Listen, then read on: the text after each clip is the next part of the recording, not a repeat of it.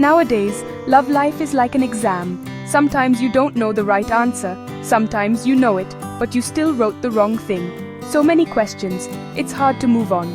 They say just move on. How can you move on when your ex is like a ghost, suddenly popping up in your chat? And then they'll say, how are you? I was fine until you messaged me. It's crazy. Your friends, they're only good at the start. Go on, cry it all out, they'll say. But after 3 bottles of beer and 5 buckets of tears, they'll be the ones saying, enough, you're being too dramatic. Love is like EDSA traffic on a Friday afternoon. You think it's going to move, but it's not. You're still stuck. There are times when your heart really wants to rush in, but your brain is like your mom screaming, don't be stupid. Who will you follow? Your fragile heart like a crispy chicharron, or your brain that's always right but always a killjoy? And then there's jealousy. Just one like from your ex on another girl's picture, it feels like the end of the world. You become an instant NBI agent, investigating every comment, every share, every tag. It's hard to be Filipino, intense in love, but even more intense in jealousy. If you think about it, the world of love is really messy. Why does it have to be just one? Why are some people content with one, while others seem to want to build their own barangay of partners? This is the moment you'll ask yourself, what's really right? There are people who believe in the one, like they're truly destined for you. But there are also people who believe in the ones, like a mall promo, buy one, take one, or maybe take 10. This is where we talk about monogamy and polygamy, words that sound scientific, but honestly, they're just about how many people are in your inbox. In the end, we all have our own thing in life. Some people are like a favorite song. You listen to it over and over and never get tired. Others are like a Spotify playlist, different genres, different artists, depending on your mood. There's no wrong answer, as they say in exams. But in love, every wrong answer means weeks of crying in your room while eating ice cream. So before we dive into the war of love, let's first figure out what we're really fighting for. Is there really just one for you, or are you perhaps meant for many? Psst. Don't worry, this isn't a social studies lesson. This is just a simple chat, like our gossip session on the street corner. Monogamy, this is the exclusive setup. Like in the cinema, you only bought one ticket for one person. They're your only date, your only hand-holding partner, and they're the only one allowed to finish your popcorn. This is the usual relationship we know. One man, one woman, or one partner for one person. No sharing, no competition. If there's someone else, that's called trouble, not love. This is the concept of me and you against the world, not me and you and them against each other. On the other hand, there's polygamy. If monogamy is a solo flight, polygamy is like a group tour. You don't just have one partner, you can have 2, 3, or depending on how much patience and budget you have. In short, it's having many spouses or partners at the same time. And they all know about each other. This isn't about hiding one in a chest while you're with another. It should be open. Everyone should consent. Just think of it like unlimited rice. You can get as much as you want, as long as you can finish it and stand by it. Often, polygamy is mistaken for simple cheating, but they're different. Cheating is a lie. You're hiding something. Someone gets hurt because they don't know. In polygamy, the ideal scenario is that everyone involved is aware and agrees to the arrangement. Like a group project in school, all members know who's in the group. The only problem is, in group projects, usually only one person does the work. How much more in a relationship?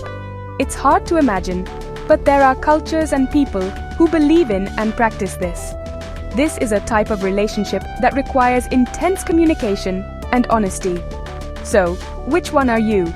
Are you the type of person who's content with 1 cup of coffee in the morning? Or are you the one who needs to drink coffee, tea, and an energy drink just to wake up?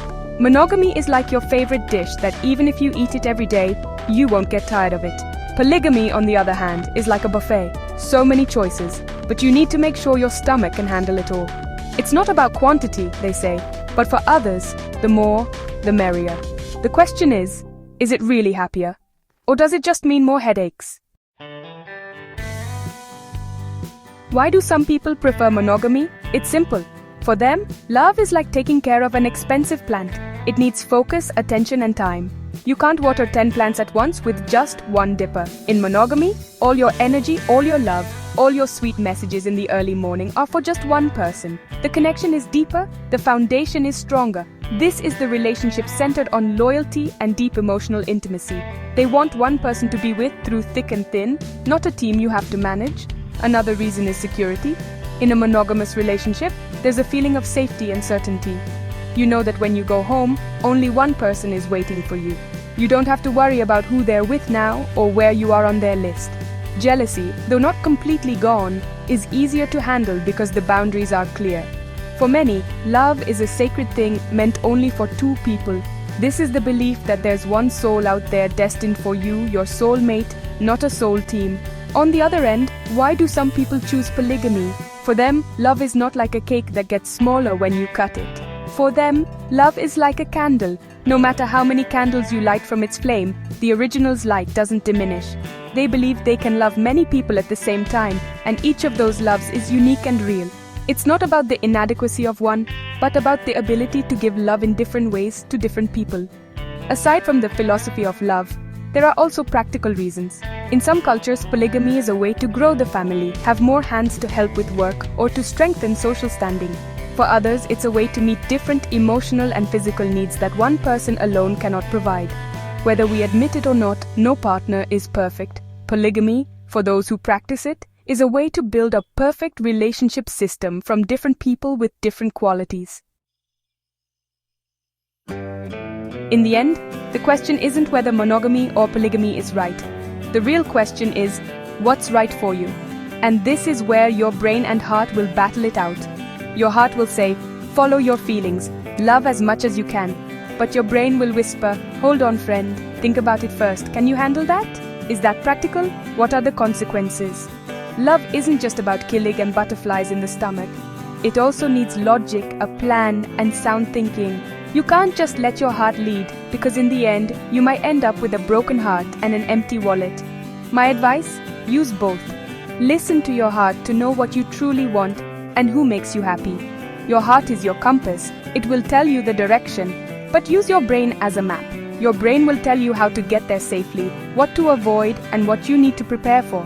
You can't drive with just the steering wheel, you also need brakes and gas. Your heart is the steering wheel, your brain is the brakes and gas. You need balance so you don't crash. And before you even decide if you want 1, 2, or a dozen partners, there's one relationship you should prioritize. Your relationship with yourself. Self-love. It sounds corny, but this is the foundation of everything. How can you love others if you don't love yourself yet? How can you be happy in a relationship if you're not happy when you're alone? Before you look for the one or the ones, make sure you are the whole one. You are complete, not a half looking for a missing piece. You are a whole person ready to share life with another whole person. So whether monogamy or polygamy is your thing, the most important things are respect, honesty, and communication. Respect for yourself and your partner or partners.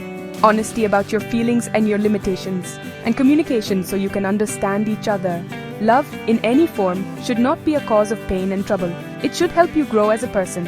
And if you get hurt in the end, that's okay. That's part of the exam. The important thing is, you learned something. And in the next test, maybe your score will be higher. Or maybe you'll pass. Who knows?